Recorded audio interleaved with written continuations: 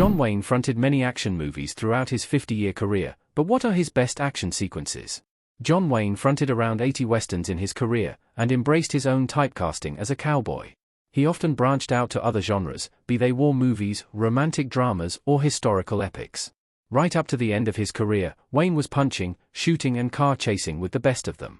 From Wayne's unofficial Rio Bravo trilogy to his final film, The Shootist, the star knew where his fans wanted to see him do, and he was only happy to oblige. Wayne's fighting dirty style also changed fight scenes forever. In the early days of Hollywood, heroes had to fight clean and honorably, which is something Wayne disagreed with.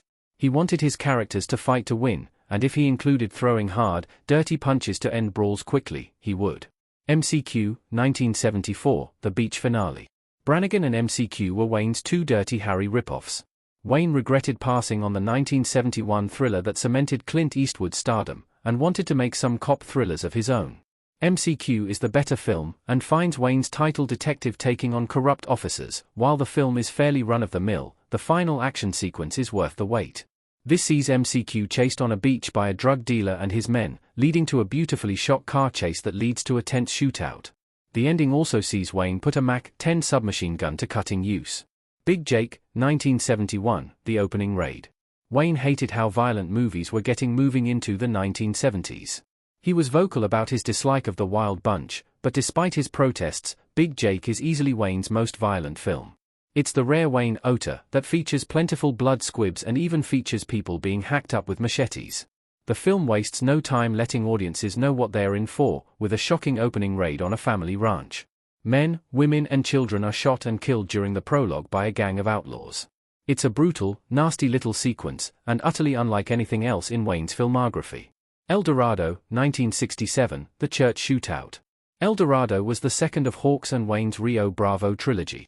In truth, it amounts to a remake of their previous film, but one that remixes characters and plot beats.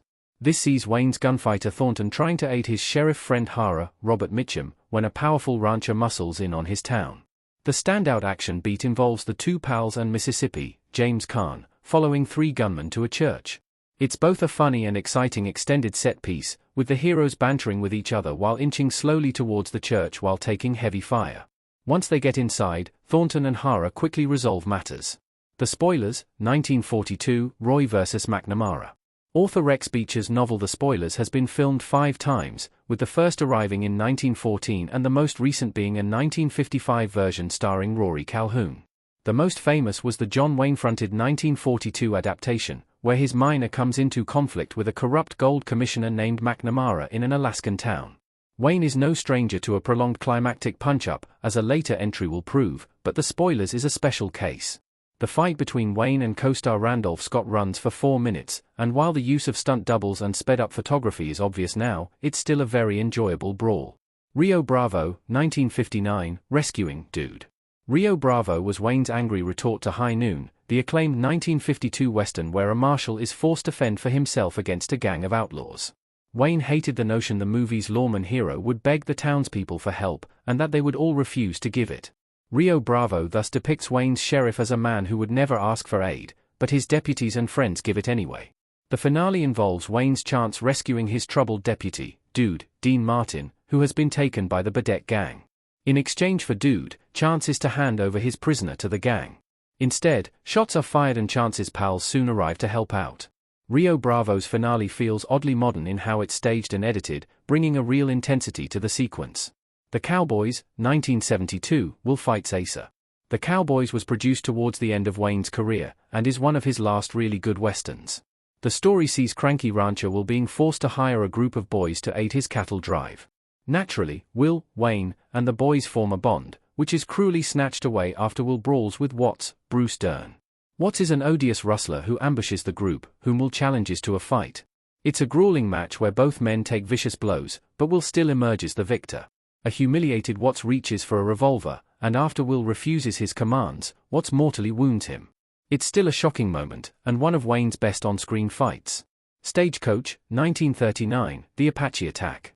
John Wayne's introduction in Stagecoach made him a star, after a solid decade of fronting Chi-Pai B westerns.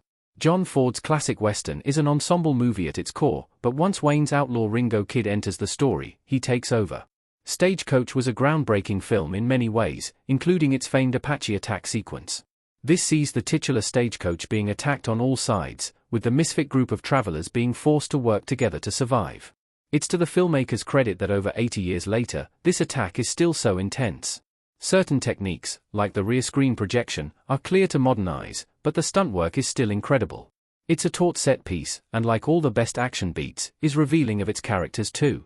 Needless to say, Wayne's Ringo Kid proves his worth. The Quiet Man, 1952, The Final Fistfight. The Quiet Man was another pairing of Wayne and John Ford, which found Wayne's retired boxer Sean heading to Ireland. That's where he falls for Maureen O'Hara's Mary, but is prevented from taking her hand in marriage by her bullying brother Will, Victor McLaglen. Instead of resolving this over a few pints, The Quiet Man's finale involves Sean and Will beating the hell out of each other all over town. It's outrageous and over the top, but it's also quite fun and cathartic too. It lasts for close to 10 minutes, with part of the gag being that it never seems to end. The Shootist, 1976, Book's Final Stand. The Shootist paired Wayne with Dirty Harry Helmer Don Siegel, and what would sadly prove to be the star's last film. While it hadn't been intended as Wayne's cinematic swan song, he couldn't have planned a better one. The story follows Wayne's legendary gunfighter Books, who plans a final battle with his biggest rivals when he learns he has terminal cancer. The Shootist's final gunfight in a bar is a small-scale but tense affair, with Siegel pacing the battle superbly.